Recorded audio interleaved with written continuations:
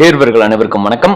Madurai global IAS academy வழியாக நான் உங்கள் சக்தி. இன்னைக்கான இந்த வீடியோல வரக்கூடிய குரூப் 4 எக்ஸாமினேஷன், அதாவது குரூப் 4 2025ஆம் ஆண்டிற்கான நோட்டிபிகேஷன் அப்படின்றது ரீசெண்டா வந்துருச்சு. சோ அந்த நோட்டிபிகேஷனுக்கான எக்ஸாம் டேட்ன்றது பாத்தீங்கன்னா ஜூலை 12ஆம் தேதி வச்சிருக்காங்க. சோ கிட்டத்தட்ட அதற்கு ஒரு 70 நாட்கள் இருக்கு அப்படின்னு கூட நம்ம வச்சுக்கலாம். அந்த 70 நாட்கள்ல நம்ம பொது தமிழ்ல வந்து எந்த மாதிரி கையாண்டு அதுல இருக்கக்கூடிய 100 வினாக்களுக்கு 90+ போடுறது அப்படின்ற ஒரு வினாவுக்கான ஒரு விடையாக இந்த வீடியோ உங்களுக்கு அமையும் நினைக்கிறேன். சோ இந்த வீடியோ முழுமையா பாருங்க, உங்களுக்கு ஒரு நல்ல ஒரு கிளாரிட்டி வந்து கிடைக்கும். சோ அதை வந்து நான் ஒரு தொகுப்பு மூலமா உங்களுக்கு நான் எடுத்துரைக்கிறேன். சோ நம்ம உள்ள போயிடலாம். Let's into this topic. ஒரு விஷயம் நம்ம ஆரம்பிக்கிறதுக்கு முன்னாடி எப்பவுமே ஒரு குறள்ல இருந்து ஆரம்பிப்போம். சோ இன்னைக்கான குறள் என்னன்னா, எண்ணி துணிக கருமம் துணிந்த பின் எண்ணுவம் என்பது இழுக்கு அப்படின்னு வச்சுக்கலாம். இந்த குறள் பார்த்துருந்தீங்கன்னா இந்த வீடியோவுக்கு ஏத்த மாதிரி இருக்கும்.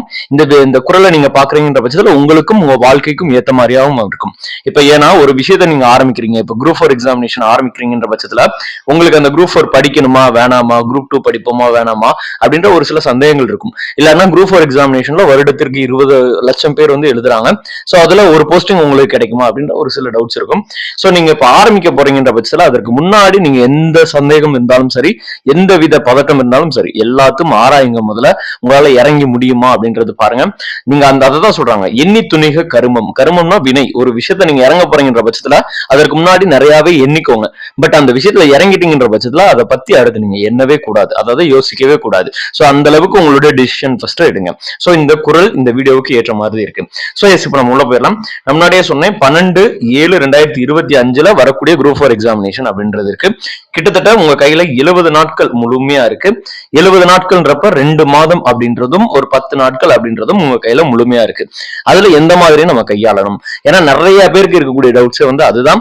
புதுசா படிப்பாங்க, இல்ல ஹவுஸ் ஒய்ஃபா இருப்பாங்க, இல்ல பார்ட் டைம் ஆஸ்பிரண்டா இருப்பாங்க, ஒரு சில எக்ஸாமினேஷனுக்கு வேலை பார்த்துக்கிட்டே படிக்கக்கூடிய தேர்வர்கள் இருப்பாங்க. சோ எல்லாத்துக்கும் ஏற்ற வகையில வந்து நம்ம இது ரெடி பண்ணிருக்கோம். சோ நீங்க ஸ்டார்ட் பண்றதுக்கு முன்னாடி பொது தமிழ் பத்தி தெரிஞ்சுக்கணும். சோ பொது தமிழ் நீங்க படிக்கிறீங்க, குரூப் 4 எக்ஸாமினேஷனுக்கும் குரூப் 2 எக்ஸாமினேஷனுக்கும் பொது தமிழ் படிக்கிறீங்கன்ற பட்சத்துல உங்க கையில மொத்தம் 110 வினாக்கள் அப்படின்றது இருக்கும். என்னடா சார் 110 வினாக்கள் சொல்றேனே அப்படின்னு கிடையாது. ஏன்னா 100 வினாக்கள் தான் உங்களுக்கு சிலபஸ்ல இருக்கும். பட் 110 வினாக்கள் குறைஞ்சபட்சமாவது நீங்க உங்க கையில வந்து இருக்குன்னு வச்சுக்கோங்க. 100 வினாக்கள் அப்படின்றது பொது தமிழுக்கான சிலபஸ்ல இருந்து கிடைக்கும். 10 வினாக்கள் எதுல இருந்து எடுப்பாங்க அப்படின்னோம்னா இந்த யூனிட் 6 அப்படின்ற ஒரு டாபிக் இருக்கு. பழசுல யூனிட் 8 அப்படின்னு இருக்கும். சோ அந்த யூனிட் 6ல பாத்தீங்கன்னா அதுல மொத்தம் 4 சாப்டர் இருக்கும். அதுல முதல் 2 சாப்டர் வந்து பாத்தீங்கன்னா இந்த சங்ககாலம் முதல் இக்காலம் வரையிலான தமிழ் இலக்கியங்கள், அது போக தமிழுடைய அந்த அகழ்வாராய்ச்சிகள், இதுல இருந்து ஒரு 10 வினாக்கள் அப்படின்றது கன்ஃபார்ம் வரும். ஏன்னா இந்த யூனிட் 6ல இருந்து இந்த வட்டம் 20 வினாக்கள் கொடுத்திருக்காங்க. அப்ப 20ல ஒரு சைடு 10 என்னன்னா இந்த தமிழ் சார்ந்த விஷயங்களும், இன்னொரு சைடு 10 என்னன்னா தமிழ் ஹிஸ்டரி சார்ந்த விஷயங்களும் இருக்கும். அதாவது தமிழ்நாட்டினுடைய ஹிஸ்டரி, பெரியார் வருவாரு, கட்சிகள் எந்த மாதிரி இருந்துச்சு, என்னென்ன ஸ்கீம்ஸ் இருந்துச்சு, நீதி கட்சி, பெரியாருடைய அந்த செல்ஃப் ரெஸ்பெக்ட் மூவ்மெண்ட், சோ அந்த மாதிரி ஒரு சில தகவல் எல்லாமே அதுல உங்களுக்கு கிடைக்கும். சோ அதுல இருந்து ஒரு 10 வினாக்களும், பொது தமிழ்ல இருந்து ஒரு 100 வினாக்களும். சோ அப்ப மொத்தம் பாத்தீங்கன்னா 110 வினாக்கள் அப்படின்றது நீங்க தெரிஞ்சுக்கோங்க. இது யாருக்கு அப்படின்னா இப்பதான் நீங்க அந்த காலேஜ் முடிச்சுட்டு ஃப்ரெஷரா ஆகுறீங்க அப்படின்ற பட்சத்துல உங்களுக்கு 110 வினாக்கள் தெளிவா இருக்கணும் நீங்க தமிழ்ல படிக்கிறதுக்கு. சோ எவ்வளவு நீங்க ஸ்கோர் பண்ணணும் அப்படின்னு பாத்தீங்கன்னா 100க்கு 90+ அப்படின்றது நீங்க ஸ்கோர் பண்ணிருக்கணும். 90+ கம்மி தான் என்ன கேட்டா.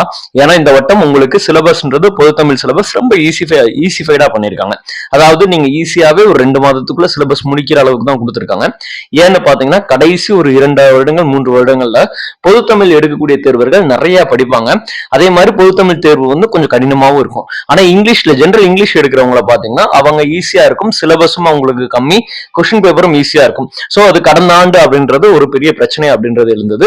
சோ அதற்காக என்ன பண்ணாங்க அப்படின்னு பாத்தீங்கன்னா நம்மளுடைய பொது தமிழ் சிலபஸையும் ஈஸியா ஆக்கிட்டாங்க.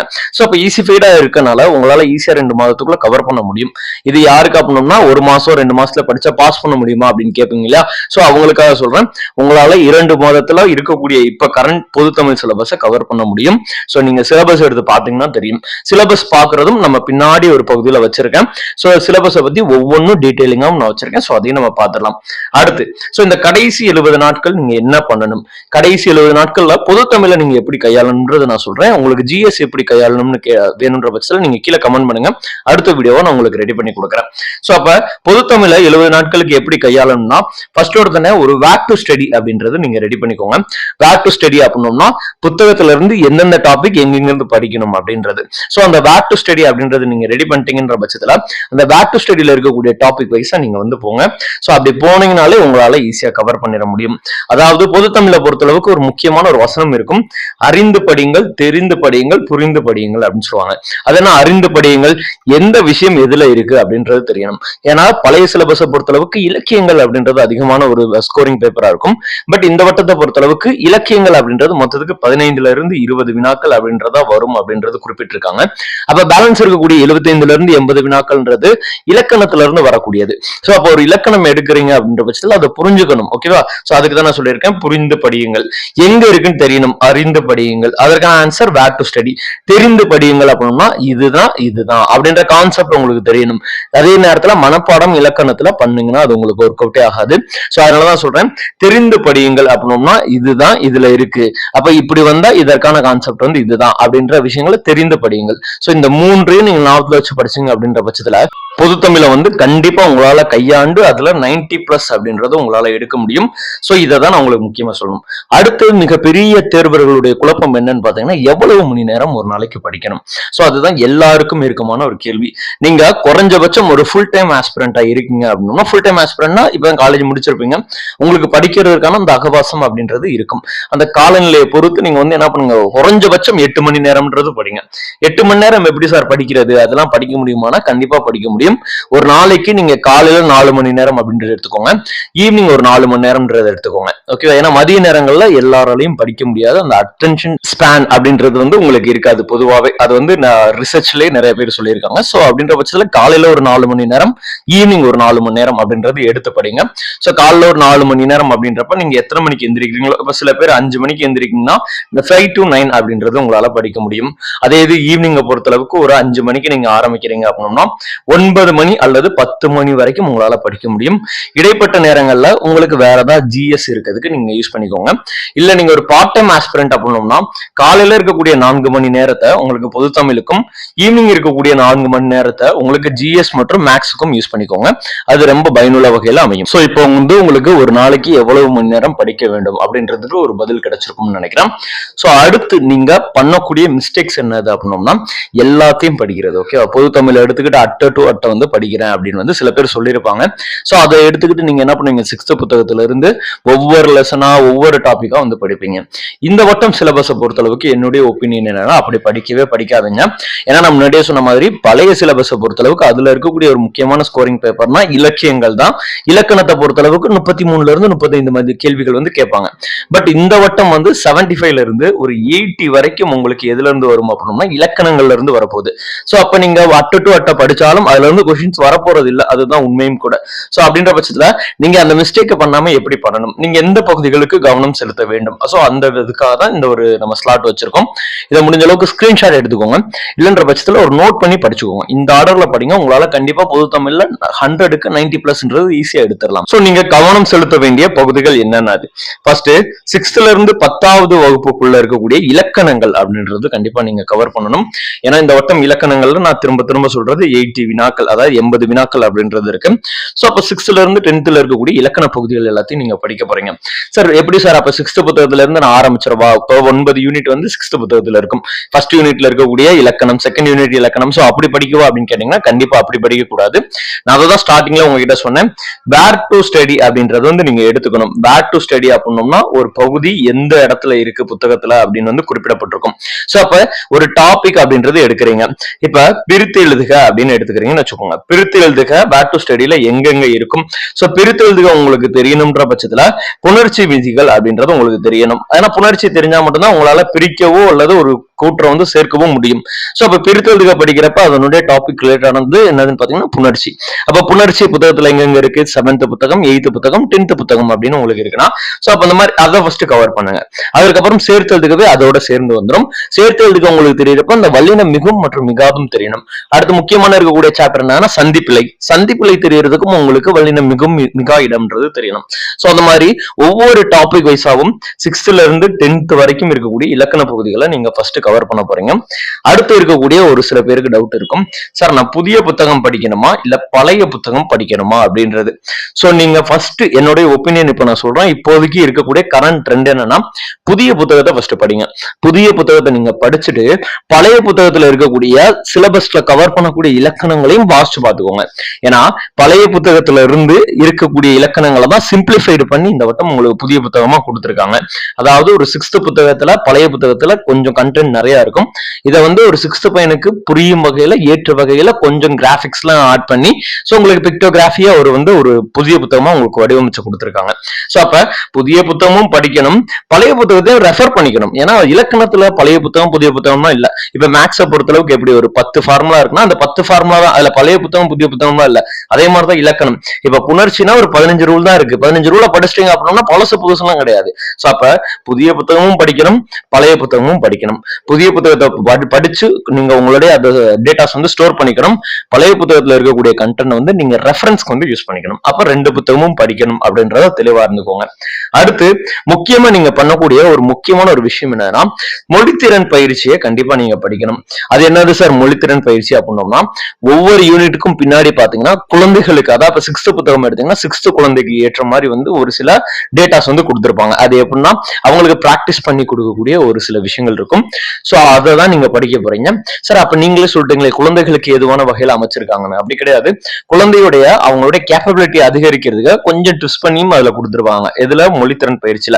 அப்ப அதையும் நீங்க பிராக்டிஸ் பண்ணீங்கன்னா உங்களுக்கு வரக்கூடிய கேள்விகள் அதுல வாய்ப்புகள் அப்படின்றது அதிகமா இருக்கு. சோ அப்ப நீங்க 6th இருக்கக்கூடிய மொழித்திறன் பயிற்சியில ஆரம்பிச்சு 10th இருக்கக்கூடிய மொழித்திறன் பயிற்சி வரைக்கும் எல்லாத்தையும் உங்களால கையாண்டு வச்சுக்கணும். சோ அப்படி நீங்க வச்சால் மட்டும்தான் உங்களால வரக்கூடிய தேர்வுனை வந்து எளிதாக அணுக முடியும். அது நீங்க படிக்கலன்னா நீங்க நிறைய கொஸ்டின்ஸ் பிராக்டிஸ் பண்ணிருக்கணும்.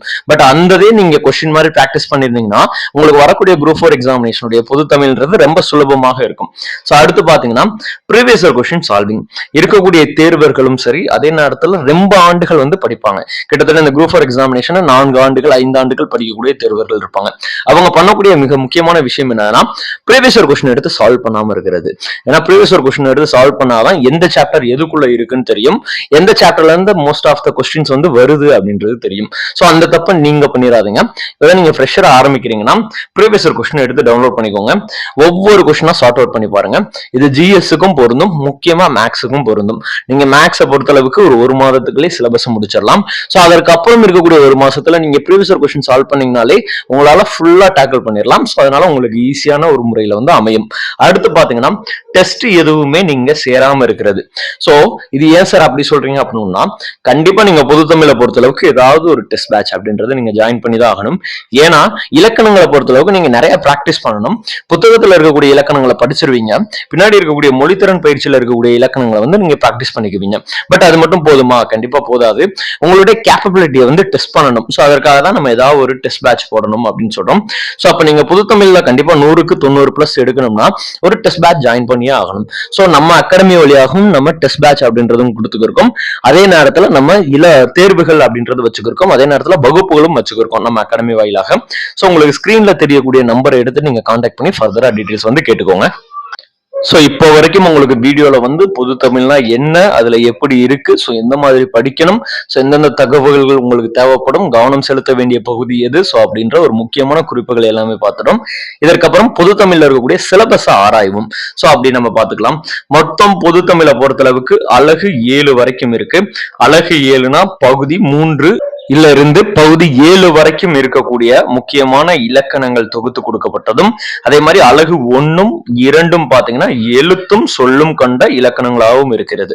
ஏன் அப்படின்னா நம்ம புத்தகத்துல இருக்கக்கூடிய இலக்கண பகுதிகள் அப்படின்றது நன்னூலை பேஸ் பண்ணி எடுத்திருக்காங்க. நம்ம புத்தகங்கள்ல பெரிய மேற்கோள்கள், நிறைய மேற்கோள்கள்லாம் நன்னூலை பேஸ் பண்ணி இருக்கும். ஏன்னா நன்னூல் என்பது ஒரு ஈரிலக்கண நூல் அப்படின்றது தெரிஞ்சுக்கோங்க. சோ அப்ப எழுத்து இலக்கணமும் சொல்லி இலக்கணமும் தான் அதிகமா இருக்கும். சோ அதே நேரத்துல ஒரு சில இலக்கணங்களும் சேர்த்து படிச்சுக்கணும். இப்ப எக்ஸாம்பிள் பாத்தீங்கன்னா அணி இலக்கணம். சோ அணி மொத்தம் 35 வகையான அணிகள்ன்றது இருக்கு. பட் புத்தகத்துல பாத்தீங்க அப்படின்னா ஒரு 12 அணிகள் அப்படின்றதா இருக்கும்.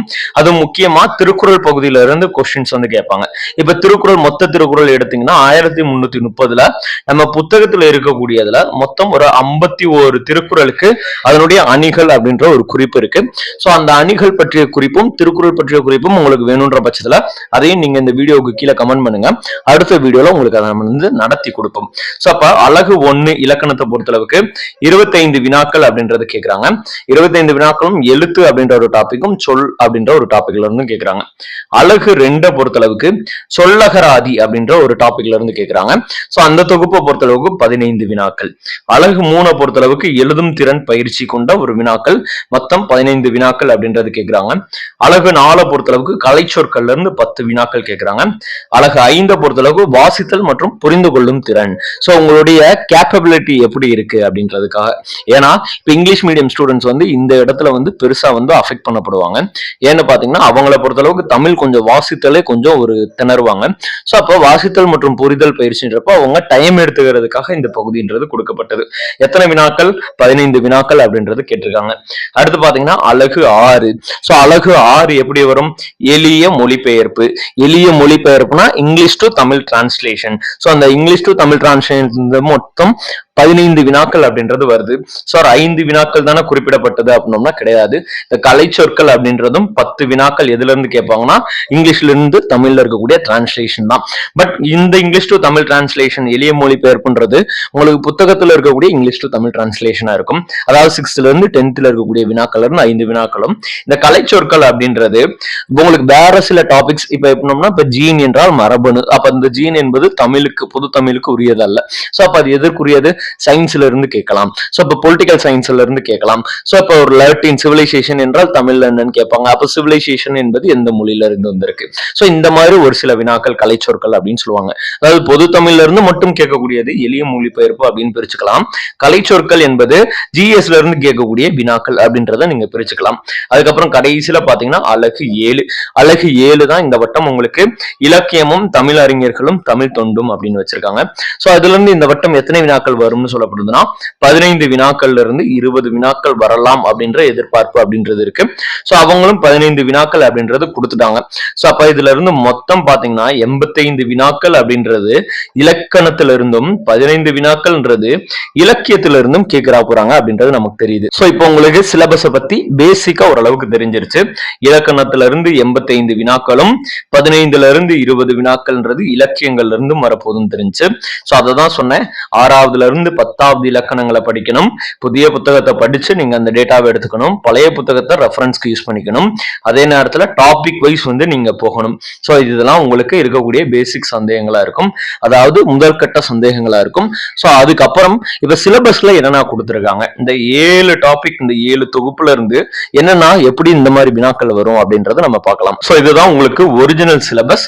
சோ ஒரிஜினல் சிலபஸ்ல நம்ம முன்னாடியே சொன்ன மாதிரி அழகு 1ல இருந்து ஆரம்பிச்சு அழகு 7 வரைக்கும் இருக்கக்கூடிய சாப்டர்ஸ் அப்படின்றது இருக்கு. அழகு 1 நான் முன்னாடியே சொல்லியிருந்தேன். இலக்கணத்தை எழுத்து இலக்கணம், சொல் இலக்கணம் அப்படின்றது பிரிப்பாங்க. ஏன்னா ஈர இலக்கண நூல், நன்னூல் அப்படின்னு சொல்லியிருந்தேன். அப்ப எழுத்துல இருந்து என்னென்ன இருக்கு? பிரித்து எழுதுதல் அப்படின்ற ஃபர்ஸ்ட் டாபிக், சேர்த்து எழுதுதல். இது ரெண்டும் ஒண்ணுதான். எது தெரியணும்னா புணர்ச்சி அப்படின்ற ஒரு முக்கியமான டாபிக் உங்களுக்கு தெரியணும். அடுத்து பாத்தீங்கன்னா சந்திப்பிழை. சந்திப்பிழையை பொறுத்த அளவுக்கு உங்களுக்கு வல்லினம் மிகுமா மிகாதா அப்படின்ற ஒரு சில இடங்கள் வரும். சோ அதை படிச்சீங்கனாலே சந்திப்பிழை வந்து உங்களால சார்ட் அவுட் பண்ணிடலாம். இதுதான் ஃபர்ஸ்ட் டாபிக்ல இருக்கக்கூடிய மிக முக்கியமான 2 சாப்டர்ஸ். ஏன்னா புணர்ச்சியும் கொஞ்சம் பெரிய டாபிக்கா இருக்கும். அதே நேரத்துல சந்திப்பிழைக்குள்ள வரும்போது வல்லினம் மிகவும் மிகாது, அதுவும் கொஞ்சம் பெரிய டாபிக்கா இருக்கும். அப்படியே டைரக்டா அடுத்து வாங்க ஒருமை பன்மை அறிதல். ஒருமை பன்மை அறிதலை பொறுத்தளவுக்கு மொத்தம் ஒரு 17 விதிகள் தான் இருக்கு. சோ அந்த 17 விதிகளும் நீங்க பிராக்டிஸ் பண்ணி வச்சுக்கிட்டீங்கன்ற பட்சத்துல உங்களால அதுல இருந்து கேட்கக்கூடிய 3ல இருந்து 4 வினாக்களை சார்ட் அவுட் பண்ணிடலாம். அப்ப முதல் எழுத்து அப்படின்ற ஒரு அகராதி, அந்த ஒரு அதிகாரத்துல எத்தனை வினாக்கள்? மொத்தம் 1 2 மொத்தம் 25 வினாக்கள்ல 25ல இந்த இதுல இருந்து ஒரு 2ம் இதுல இருந்து ஒரு 2ம் கேட்க போறாங்க. சோ இந்த ஒருமை பன்மையில இருந்து 4ல இருந்து 5 வினாக்கள் வரப்போகுது. சோ அப்ப 3 சாப்டர் படித்தீங்கன்னா 10 வினாக்கள் அப்படின்றது உறுதி உங்களுக்கு. சோ அதை தான் நான் இப்ப சொல்ல வரேன். சோ அதுதான் அறிந்து படியுங்கள், தெரிந்து படியுங்கள் அப்படின்னு சொல்லியிருந்தேன். கடைசியில புரிந்து படியுங்கள். இந்த நகர லகர வேறுபாடு, நகர நகர வேறுபாடு, ரகர ரகர வேறுபாடு. சோ இதுல வந்து எது பொது லகரம், எது சிறப்பு லகரம், எது நகரம், அதுக்கப்புறம் எது நகரம். சோ அந்த மாதிரி நகர லகர வேறுபாடுகள் எல்லாத்தையும் தெரிஞ்சுக்கணும். அதெல்லாம் எதுக்குள்ள வரும்னா மயங்கொலிகள் டாபிக்லும் இனவெழுத்துகள் டாபிக்லயும் வரும். ஸோ அதோட ரிலேட் பண்ண டாபிக்ஸ் கொடுத்துருக்காங்க. சுட்டி எழுத்துக்கள், அதனுடைய வினா எழுத்துக்கள். அப்ப ஒரு டாபிக்ல 3 சாப்டர்ஸ் இலக்கணம்ன்றது பெருசா கொடுத்துட்டு 2-3 தான் சேர்த்து கோர்வையா கொடுத்துட்றாங்க. ஸோ அப்ப அடுத்து பாருங்க அழகு 2 பாருங்க. அழகு 1ல எழுத்து முடிச்சாச்சு. சொல்ல பொறுத்தளவுக்கு வேர்ச்சொல் அறிதல் அப்படின்ற மிக முக்கியமான டாபிக். அதுக்குள்ள இருக்கக்கூடிய வேர்ச்சொல்லிலிருந்து வினைமுற்றும் வினையச்சமும் வினையாளனையும் பெயரும் பெயரச்சனுடைய வகைகள் அறிதல். ஸோ பெயரச்சத்தை பொறுத்தளவுக்கு ஒரு 6 வகையான பெயரச்சம்ன்றது இருக்கும். ஸோ அது தெரிஞ்சுக்கணும். மற்ற எல்லாமே புத்தகத்துல நீங்க படிக்கிறது. அயற்சொல்ல இருந்து தமிழ் சொல், எதிர்ச்சொல், வினாச்சொல், அதே நேரத்தில் எழுத்துப்பிழை, ஒற்றுப்பிழை, 2 வினைகளின் சொற்களின் வேறுபாடு அறிதல். ஸோ இதெல்லாமே நீங்க புத்தகத்துல இருக்கக்கூடியதான். அதுல பெருசா டாபிக் அப்படின்றது கிடையாது. ஸோ அப்ப அழகு 2ல நம்ம முன்னாடியே சொன்ன மாதிரி சொல்லகராதில இருந்து 5 வினாக்கள்ன்றது வருது. ஸோ அதுல ஓரெழுத்து ஒரு மொழி முக்கியமான ஒரு டாபிக் மட்டும்தான் நீங்க புரிஞ்சு படிக்கக்கூடிய ஒரு டாபிக்கா இருக்கும். ஸோ அந்த அகர வரிசையில இருந்து இந்த ஒரு பொருள் பன்மொழி, இரு பொருள் குறிக்கும் சொற்கள், பேச்சு வழக்கு, எழுத்து வழக்கு, அது எல்லாமே சிறிய டாபிக்கா வந்து நம்ம கன்சிடர் பண்ணிக்கணும். அப்ப 25-15 வினாக்கள் அப்படின்றது முதல் 2 சாப்டர்ஸ்ல இருந்து வந்துருச்சு. சோ அடுத்து பாருங்க, கோடிட்ட இடத்துல இருக்கக்கூடிய சரியான சொல்ல தேர்ந்தெடுத்து எழுதணும். சோ கோடிட்ட இடத்துல எப்படி இருக்கும்? இப்ப பள்ளிக்கு சென்று பயிலுதல் சிறப்பு. அப்ப பயிலுதல் சிறப்பா எழுதுதல் சிறப்பா? பயிலுதல், பள்ளிக்கு படிக்க செல்லுதல், அதுதான் பயிலுதல் அப்படின்றது பொருள் வரணும். வானில் முகில் தோன்றினால் மழை பெய்யும். முகில் தோன்றணுமா, நட்சத்திரம் தோன்றணுமா, மழை பெய்யணும். முகில், அப்ப முகில் என்றால் மேகம். சோ இதுதான் உங்களுக்கு இந்த மாதிரிதான் கேட்பாங்க. நான் முன்னாடியே சொன்னேன் இல்லையா, மொழித்திறன் பயிற்சி. மொழித்திறன் பயிற்சி முழுக்க இந்த மாதிரி தான் இருக்கும். ஓகேவா? சோ அடுத்த டாபிக் பாருங்க, மக்கள் குழு எப்படி இருக்கணும். அதே நேரத்துல இந்த ஊர்களினுடைய மரபு பெயர்கள். இப்ப மதுரை அப்படின்றது இருக்குன்னு வச்சுக்கோங்க. மதுரைக்கு வேற என்னென்ன பெயர்கள் இருக்கும்? ஆலவாய் என்ற ஒரு பெயரும் இருக்கு. அதே நேரத்துல மதுரை என்பது மதிரை அப்படின்றதுல இருந்து மருவி வந்தது. மதுரை என்பது மடிரை அப்படின்ற ஒரு வார்த்தையிலிருந்து மருவி வந்தது. சோ அப்ப இந்த ஒரு ரிலேட் அப்படின்றது தெரிஞ்சுக்கணும். இப்ப மயிலாப்பூர்ன்றது பாத்தீங்கன்னா சென்னையில இருக்கக்கூடிய ஒரு பகுதி. சோ மயிலாப்பூர் என்பது மயிலை அப்படின்றதுல இருந்து மருவி வந்தது. புதுச்சேரி என்பது புதுவை என்பதிலிருந்து மருவி வந்தது. சோ இந்த மாதிரி இருக்கக்கூடிய ஒரு 35-40 ஊர் பெயர்களுடைய மருவு அப்படின்றது புத்தகத்துல இருக்கு. சோ அதையும் நீங்க தெரிஞ்சு படிச்சுக்கணும். அடுத்து பாருங்க, இதுல மிக முக்கியமான ஒரு டாபிக் அப்படின்றது பாத்தீங்க அப்படின்னா பேச்சு வழக்கு தொடரில் உள்ள பிழை திருத்தம். ஏன்னா 4-5 வினாக்கள் வந்து எதிர்பார்க்கப்படுது, அதிகமா வந்து இதுல கேட்கலாம் அப்படின்னு. ஓகே, ஏன்னா இது வந்து இதுதான் இருக்கிறதுல ஒரு எளிய டாபிக் கூட, அதாவது ஈஸியான டாபிக் கூட, எல்லாரும் வந்து யூஸ் பண்ணக்கூடிய ஒரு டாபிக். அப்ப ஈஸியா கேட்கக்கூடிய பகுதிகள்ல இருந்து அதிகமான வினாக்கள் கேட்கிறாங்க அப்படின்றது தெரியுது. எப்படி இருக்கு? நேத்து மழை பெஞ்சது அப்படின்னா தூய தமிழ்னா எழுத்து வழக்குல, ஏன்னா இது பேச்சு வழக்கு. பேச்சு வழக்குல தான் நம்ம சொல்லுவோம் நேத்து மழை பெஞ்சது. சோ அப்ப அதை எழுத்து வழக்கா மாத்தணும்னா நேற்று மழை பெய்தது அப்படின்றது சொல்லணும். சோ அதே மாதிரி சொற்களை இணைத்து புதிய சொல்லை உருவாக்குதல். இது இங்கிலீஷ்ல பாத்தீங்கன்னா இந்த கன்ஜெக்ஷன் அப்படின்ற ஒரு வார்த்தை சொல்லுவாங்க. அதாவது எந்த இடத்துல மட்டும் போடணும், எந்த இடத்துல அல்லது போடணும், ஆல், பிறகு, வரை, இதுவும் அல்ல, இருப்பினும், எனினும், இதனால். சோ இந்த மாதிரி விஷயங்கள்லாம் எந்தெந்த இடத்துல போட்டு நம்ம புதிய சொல்ல வந்து உருவாக்கணும், அதாவது புதிய வார்த்தைகளை உருவாக்கணும். எக்ஸாம்பிள் வந்து எக்ஸ் அப்படின்ற ஒரு வார்த்தையும் ஒய் அப்படின்ற ஒரு வார்த்தையும் இருக்கு, நடுவுல வந்து கமா அப்படின்றது இருக்குன்னு வச்சுக்கோங்க. இதுல எந்த இடத்துல எனினும்ன்றது போடணும். அப்ப எக்ஸும் ஒய்யும் சேர்க்கணும்னா எனினும்ன்றது போட்டு எக்ஸ் ஒய் அப்படின்றது சேர்ந்துடும். இது வந்து உங்களுக்கு பொதுவா ஒரு குறிப்புக்காக நான் சொல்றேன். அடுத்து பாத்தீங்க அப்படின்னோம்னா அதனால் எங்க இருக்கு, எனவே எங்க இருக்கு, அடைப்புக்குள்ள இருக்கக்கூடிய சொற்களை வந்து நம்ம கரெக்டா வந்து பயன்படுத்தணும். எஸ், இந்த மாதிரி தான் இந்த டாபிக் ஃபுல்லா உங்களுக்கு இந்த மொழித்திறன் பயிற்சியில இருந்து கண்டிப்பா உங்களுக்கு 15 வினாக்கள் அப்படின்றது கன்ஃபார்ம்னு தெரிஞ்சிருச்சு. சோ அதுக்கு தான் நான் சொன்னேன் 6th இருந்து 10th இருக்கக்கூடிய மொழித்திறன் பயிற்சிகள் எல்லாத்தையும் படிச்சுக்கோங்க அப்படின்னு. அடுத்து பாருங்க, அழகு 3. சோ அழகு 3ன்றது எழுதும் திறன் பயிற்சி கொண்டது. எழுதும் திறன் பயிற்சினா ரொம்ப சிம்பிளா இருக்கும். இதுவும் மொழித்திறன் பயிற்சியில தான் அதிகமான டாபிக் கவர் ஆகும். சோ எப்படி இருக்கும்? மரபு தமிழ். மரபு தமிழ்ல திணை மரபு, உயர் திணையா, பெண் அதாவது தாழ் திணையா, அதாவது அக்ரிணையா அப்படின்னு சொல்லுவாங்க. இப்ப எக்ஸாம்பிள் வந்து அம்மா வந்தான் அப்படின்னு நம்ம சொல்ல முடியாது, ஏன்னா அது ஒரு வலுவு சொல்லா இருக்கும். வலு என்றால் தவறுன்னு அர்த்தம்.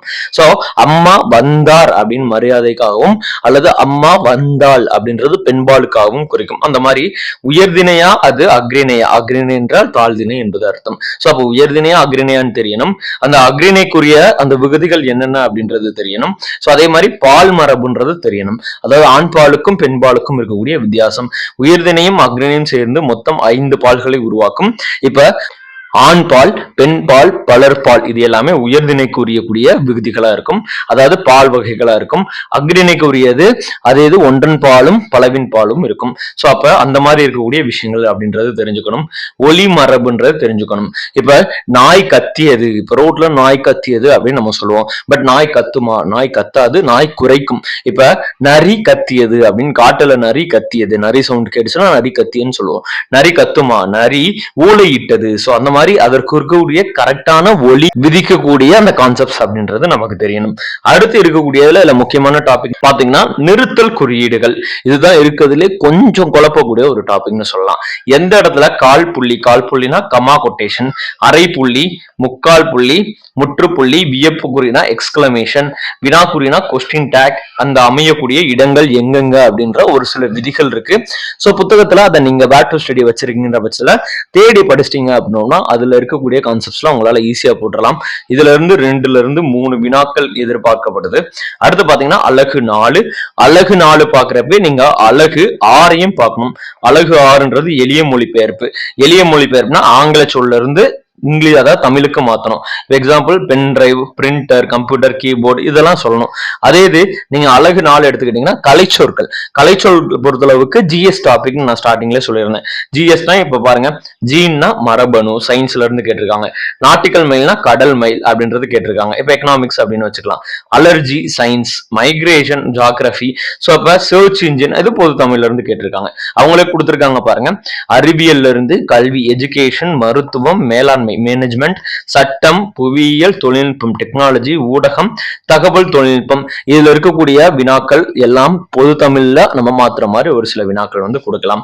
சோ அப்ப இதுல இருந்தும் 15 வினாக்கள். இது எப்படி சார் படிக்கிறது? புத்தகத்துல தேடி தேடி படிக்கணுமா? கண்டிப்பா கிடையாது. நீங்க எந்த ஒரு விஷயம் பொலிட்டிக்கல் சயின்ஸ்லயோ, ஜியோகிராஃபிலயோ, எக்கனாமிக்ஸ்லயோ, ஹிஸ்டரியோ படிக்கிறீங்களோ அதை அப்படியே நீங்க இங்கிலீஷ்லயும் தெரிஞ்சுக்கோங்க. தமிழ் மீடியம்னா நீங்க இங்கிலீஷ்ல தெரிஞ்சுக்கோங்க. இங்கிலீஷ் மீடியம்னா நீங்க அதை தமிழ்ல தெரிஞ்சுக்கோங்க. அப்படி படிச்சா மட்டும் தான் கலைச்சொற்கள்ல 10க்கு 10ன்றது உங்களால போட முடியும். சோ அடுத்து இருக்கக்கூடிய முக்கியமான டாபிக் அப்படின்றது பாத்தீங்கன்னா அலகு 5 வாசித்தல் மற்றும் புரிந்து கொள்ளும் திறன். சோ ஒன்னும் இல்ல, இந்த டாபிக் எதற்கு வைக்கப்பட்டது அப்படின்னா இங்கிலீஷ் மீடியத்துடைய கேப்பபிலிட்டி அப்படின்றது செக் பண்றதுக்காக. அது ஏன் நம்ம செக் பண்ணணும்? ஏன்னா இங்கிலீஷ் மீடியம் வந்து ஒரு விஷயத்த வாசிச்சு, இப்ப எக்ஸாம்பிள் வந்து இப்போ ஒரு ஊமை தொடர் கொடுக்குறாங்கன்னு வச்சுக்கோங்க, அது வந்து பொருள் தெரியணும். அப்ப இப்ப எக்ஸாம்பிள் வந்து கட்டுறது கைமண் அளவு, சோ அந்த மாதிரிலாம் நம்ம சொல்றோம் இல்லையா, அந்த பழமொழிக்கு அர்த்தம்ன்றது பொது தமிழ்ல இல்ல யூஸ்வலா இருக்கக்கூடியவங்களுக்கு தெரியும். இங்கிலீஷ்ல படிச்சவங்களுக்கு அதை வந்து யோசிக்கணும். 4 ஆப்ஷன்றது யோசிக்கணும். அதே மாதிரிதான் பழமொழிகள் அப்படின்றது இருக்கும். சோ அந்த மாதிரி ஒரு சில விஷயங்கள் அப்படின்றது இருக்கும். தலையங்கம் கொடுக்கலாம், ஒரு தொகுப்பு கொடுக்கலாம். சோ அந்த மாதிரி ஒரு சில விஷயங்களை நீங்க பிராக்டிஸ் பண்ணிக்கணும். 15 வினாக்கள். சோ இதெல்லாம் நல்லா பாத்துக்கோங்க. இல்ல முக்கியமா ஆவணங்களை உள்ளடக்கி புரிந்து கொள்க அப்படின்றது கொடுக்குறாங்க. அது என்ன ஆவணங்கள்? இப்ப கவர்மெண்டோடைய ஜிஓஸ் எடுத்துக்கிட்டீங்க அப்படின்னோம்னா மொத்தத்துக்கு ஒரு 8 டாபிக் அப்படின்றது இப்ப நம்ம பொது தமிழ் புத்தகம், அதாவது நம்முடைய ஸ்கூல் புத்தகத்துல இருக்கு. அதாவது இப்போ ஒரிஜினல் ஜிஓஸ், இப்போ ஒரு டிஸ்ட்ரிக்ட்டுக்கு நம்ம வந்து ஒரு ஜிஓ பாஸ் பண்றோம். இப்ப ஒரு விஓ வந்து ஒரு கலெக்டர் வந்து விஓவுக்கு ஒரு ஆணை கொடுக்குறாரு. சோ அந்த மாதிரி ஜிஓஸ் எல்லாமே ஒரு 8 கான்செப்ட்ல இருக்கு. அதை எடுத்து பிராக்டிஸ் பண்ணிக்கோங்க. ஏன்னா அது வாசிக்கிறதுக்கே நமக்கு வந்து டைம் வந்து அதிகமா வந்து விரைந்து செல்லும். சோ அதற்காக தான் சொல்றேன். சோ அடுத்து கடைசி ஃபைனல் டாபிக். ஏன்னா அலகு 6 வந்து நம்ம சொல்லிட்டோம் கலைச்சொல்லோட கம்பேர் பண்ணி. அலகு 7 பொறுத்தளவுக்கு இலக்கியங்கள் சார்ந்தவர்கள். இலக்கியங்கள் சார்ந்தவர்களை பொறுத்தளவுக்கு முக்கியமா ஒரு 30 நபர்கள் அப்படின்றது இந்த புது தமிழ் சிலபஸ்ல வந்து புது சிலபஸ்ல கொடுத்திருக்காங்க. சோ யார் யாருன்னு பாத்தீங்க அப்படின்னோம்னா இந்த தமிழின் தொன்மை மற்றும் திராவிட சிறப்புகள் இதுல இருந்தே ஒரு 15 நபர்கள் அப்படின்றது வந்துருவாங்க. அது போக மீதி இருக்கக்கூடிய தனிநபர்களை கொடுத்துட்டாங்க. Uvesa, Thepomi, Lakkuvanar, Perunchithiranar, G Pope, Veeramamunivar. So அதே மாதிரி டிகேசி, பாவேந்தர், பாரதிதாசன். பாவேந்தர் பற்றி படிக்கிறப்பே பாரதிதாசனை பத்தி படிக்கணும்னா பாரதியாரை பற்றி தெரிஞ்சிருக்கணும். தவ திரு குன்றக்குடி அடிகளார், கண்ணதாசன், காகிதமில்லத், தாராபாரதி, வேலுநாச்சியார், பட்டுக்கோட்டை கல்யாண சுந்தரம், முடியரசன், தமிழ் ஒளி, உருத்திரங்கண்ணனார், கீவாஜா, நாமக்கல் கவிஞன். சோ இந்த மாதிரி இங்க இருந்து ஒரு 15 நபர்கள், அந்த தமிழ் மற்றும் திராவிட மொழிகளுக்கான அந்த ஆராய்ச்சியாளர்கள் ஒரு 15 நபர்கள். சோ அப்ப 30 நபர்களை பத்தி நீங்க தெரிஞ்சுக்கணும். அடுத்து இருக்கக்கூடிய மிக முக்கியமான கான்செப்ட் என்னன்னா தமிழ் செவ்விலக்கிய நூல்கள் மொத்தம் 41. அதுல 36 இருக்கக்கூடியது என்னன்னா 14 கீழ்கணக்கும் 14 மேல் கணக்கும். அதுல 11 மேல் கணக்குல இருக்கக்கூடிய விஷயங்களை நீங்க ஓரளவுக்கு தெரிஞ்சு வச்சுக்கோங்க. 11 கீழ்கணக்கு, 11 கீழ்கணக்குனா நாலடியார், நான்மணிக்கடிகை, பழமொழி 400, முதுமொழி காஞ்சி, திருக்கடுகம், இன்னா 40, சிறுபஞ்ச மூலம், ஏலாதி, இது எல்லாமே அறநூல் தொடர்பானவை. எதுல இருக்கும் அப்படின்னா 11 கீழ்கணக்கு நூல்கள்ல இருக்கும். சோ அப்ப இத பத்தி 11 கீழ்கணக்கு நூல்கள்ல முக்கியமா நீங்க தெரிஞ்சுக்கணும். அதுதான் சங்க மருவிய காலத்துக்குரிய நூல்கள் அப்படின்னு சொல்லலாம். சோ அப்ப இந்த டாபிக் படிக்கிறீங்கன்னா அக்காலம் முதல் இக்காலம் வரையிலான சங்க இலக்கியங்கள்லயும் நீங்க ஒரு 2 கேள்விகள் வந்து எதிர்பார்க்கலாம் அப்படின்றது நம்ம தெரிஞ்சுக்கலாம். அடுத்து என்னன்னு பாத்தீங்கன்னா திருக்குறள். சோ மொத்தம் திருக்குறள்ல 20 அதிகாரங்கள் அப்படின்றது கொடுத்திருக்காங்க. தினம் ஒரு அதிகாரத்துல 5 குறள்ன்றது படிங்க. சோ உங்களுக்கு அதை புரிஞ்சு படிங்க, பிடிச்சு படிங்க. இப்ப எக்ஸாம்பிள் திருக்குறள் ஒரு குறளை வாச்சு அர்த்தம் என்னன்றது உங்க வாழ்வியலோட ஒப்பிட்டு படிச்சீங்கன்னா 20 அதிகாரங்களையும் இந்த 2 மாசத்துல ஈஸியா கவர் பண்ணலாம். இந்த திருக்குறள்ல இருந்து மட்டும் கண்டிப்பா 4 கேள்விகள் தமிழ்ல வரும். அதே நேரத்துல 5ல இருந்து 6 கேள்விகள்ன்றது யூனிட் 6ல வரும். அப்ப 10 கேள்விகள்ன்றது திருக்குறள்ல 20 அதிகாரங்களை படிச்சா உறுதி அப்படின்றத உங்களால சொல்ல முடியும். சோ இதுதான் இப்ப புதுசா கொடுக்கப்பட்ட சிலபஸ். மொத்தம் அலகு 1ல இருந்து ஆரம்பிச்சு அலகு 7 வரைக்கும் முடிஞ்ச அளவுக்கு எக்ஸ்பிளைன் பண்ணி சொல்லியிருக்கேன்னு நினைக்கிறேன். உங்களுக்கு வேற ஏதாவது சந்தேகங்கள் இருக்குன்ற பட்சத்தில் நம்ம கீழே கமெண்ட் பாக்ஸ்ல கமெண்ட் பண்ணுங்க. கமெண்ட்லேயே வந்து நம்ம உங்களுக்கு ஆன்சர் பண்ணலாம். மேலும் இது போன்ற நல்ல தகவல்கள் எப்பவும் இருந்தீங்க. அண்ட் தேங்க்ஸ் ஃபார் வாட்சிங்.